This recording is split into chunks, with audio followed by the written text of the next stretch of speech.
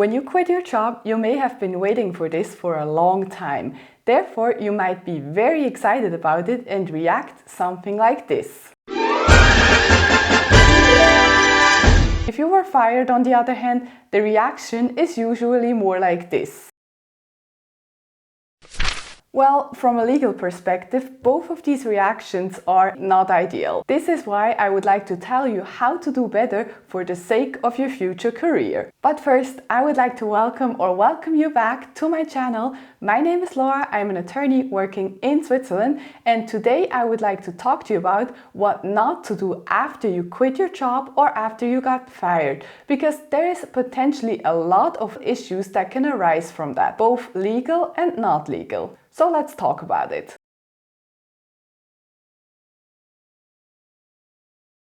The first mistake you want to avoid here is to lose control over your emotions.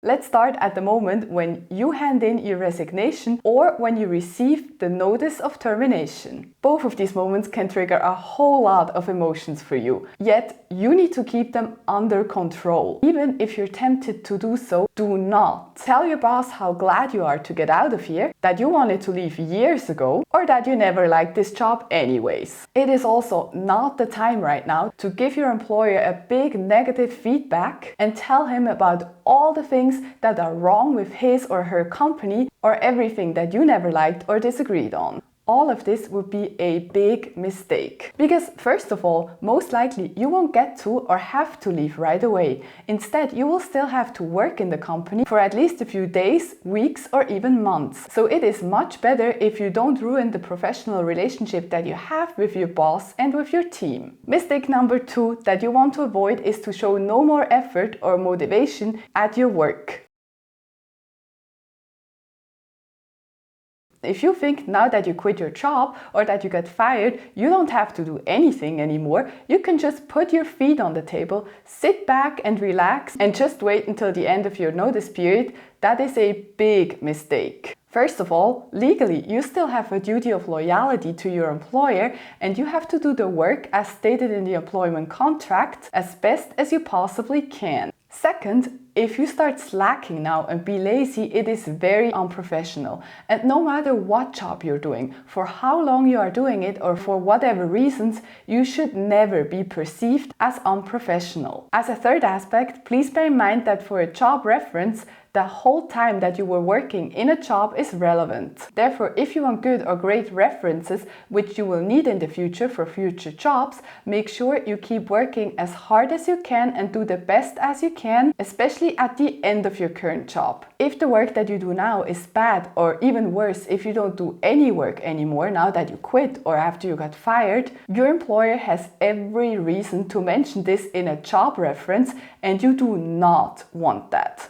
So remember, no doing this. Mistake number 3 to avoid is don't pull the sick card. Nowadays, it is not uncommon that employees tend to get sick as soon as they receive their notice of termination. The reasons why they do this is to either extend their employment relationship or to not have to do any work any longer, but still get at least part of their salary paid out to them. This behavior is unprofessional and it's not gonna do you any favors in the future, because worst case, you might build up a bad reputation as an employee, and if word travels fast, this can precede you. So instead, be smart and work hard until the end. Mistake number 4 to avoid is to leave a mess behind. Along with working hard until the end goes that you want to leave your current job neat and tidy. Make sure to leave a clean desk at which your successor can easily start and take over your work. Again, leaving a mess behind or not making sure that all of your tasks are either done or at least delegated is unprofessional. Besides that, it is also unfair to your co-workers that you leave behind, because they will have to clean up your mess for you if you don't take care of it yourself. Next, you want to make sure not to take anything that isn't yours.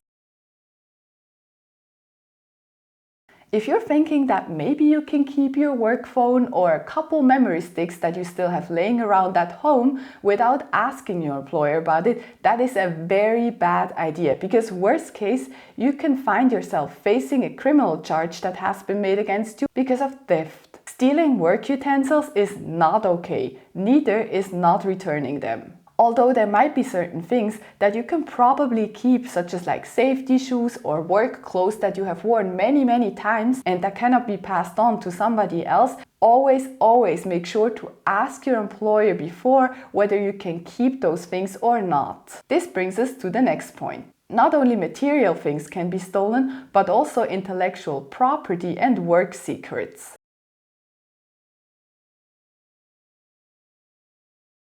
Most likely either by law or because it is explicitly stated so in your work contract, after terminating your work relationship, you will still have certain obligations to your former employer. You cannot break confidentiality, for instance. That means that you cannot take any privileged information with you after you leave the company. What information this duty of loyalty to your former employer concerns cannot be said in general, but has to be looked at in the individual case. But my recommendation here is very clear. Better safe than sorry. Leave it all behind and score points on your next job with your skills and with your talent. Another thing that you have to be really careful about is if you have a non-compete clause either in your employment contract or if you signed one. While there is a lot that can be said about non-compete agreements, starting with the question whether they are even valid or not, I want to keep it short in this video. If you signed such an agreement or if it is in the work contract that you signed, make sure to read it carefully and double check it so that you are absolutely sure what it is about. Because if you violate it, you can find yourself in the middle of a legal dispute soon. And this can very quickly get very complicated and very expensive. Taking client lists or privileged information with you or poaching other employees to follow you to your next company is a very risky behavior here. A next mistake that is important to avoid is to talk bad about your current boss or your team.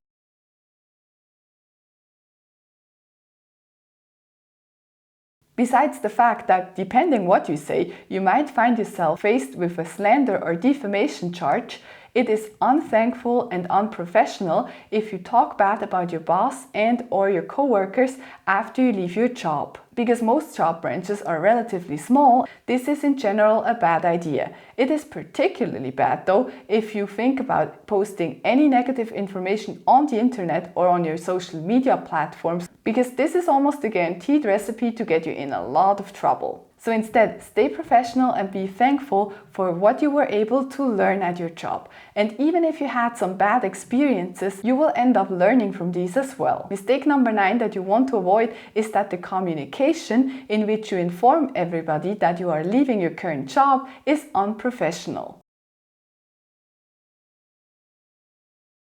If you want to, or if you're asked to send out an email to all of your colleagues to inform them that you are leaving your job, you want to make sure that you keep it short, polite, and professional. Even if you really feel this way, please avoid writing in there that you are so happy to be done now and that you cannot wait to move on. Again, very bad idea. Stay professional, say that you enjoyed your time working for the company, thank all your coworkers for the great collaboration and wish them all the best for the future. And if you want to do so, you can also leave your contact information in this email to give people the chance to keep in touch with you. With this, we're getting to mistake number 10, which is to not stay in contact with your former colleagues and superiors or with your company. Staying in touch with your former colleagues and or superiors is a great way to sustain or may even grow your professional network. You'll never know when you need advice or a good reference for a new project in the future, for example. So make sure to enjoy a good follow-up lunch or dinner every now and then with your former colleagues or superiors that you got along well. And try to do this on a regular basis.